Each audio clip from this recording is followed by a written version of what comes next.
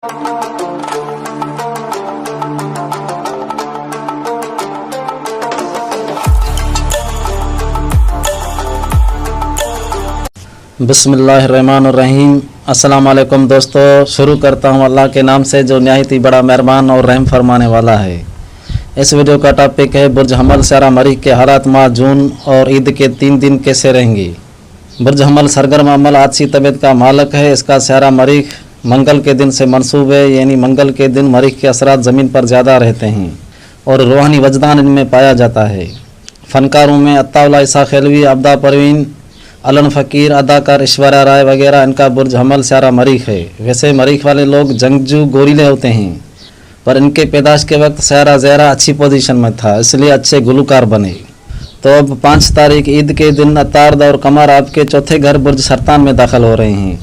कमर 2.5 दिन के लिए रहता है और अतार्द 27 जून तक रहेगा। इस वजह से ईद के 3 दिन आप घरेलू कामकाज में ज़्यादा मसरूफ़ रहोगे।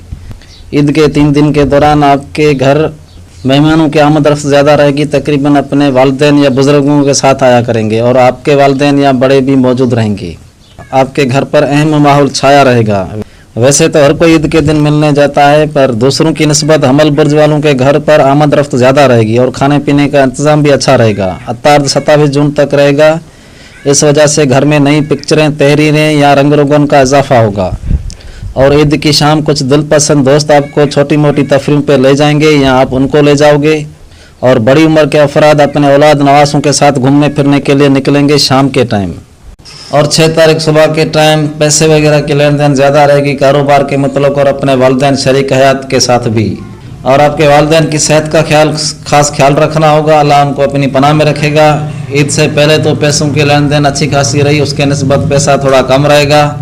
और 19-20 तारीख के बाद पैसे वगैरह की लेन देन अच्छी खासी चलने लगेगी। वैसे तो कई मसले मसाइल इंसान से होते रहते हैं, पर आपसे जून के महीने में घरेलू और कारोबारी काम ज़्यादा वाबस्ता रहेंगे।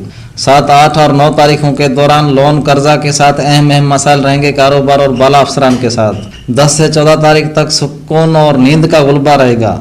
और 12 तारीख कुछ चीज़ें गुम होने का अंदेशा है, गाड़ी वगैरह या घर की कोई चीज़, तो 12 तारीख ख्याल रखना होगा। और अचानक मुलाकातें होती रहेंगी 11, 12, 13 तारीख के दौरान। और 14, 15 तारीख के दौरान माहौल में तेज़गी आ सकती है। उलझे हुए मसलों में न पड़ना, नुकसान का अंदेशा हो सकता है। 19, 20, 21, 24 तक एहतियात रखना होगा। इन बीच में अच्छाई भी होती रहेगी। 25, 26, 27 के दौरान कुछ रुके हुए काम होने लगेंगे और आप एक जगह बैठ नहीं सकोगे, कुव्वत और हरकत में रहोगे। उसके बाद आगे भी अल्लाह आपका खैर करेगा। तो अब आपसे इजाज़त चाहता हूँ। अगर आपको ये वीडियो अच्छी लगे तो लाइक और सब्सक्राइब करना न भूलें। तो उसके साथ हम सबका अल्लाह निगहबान।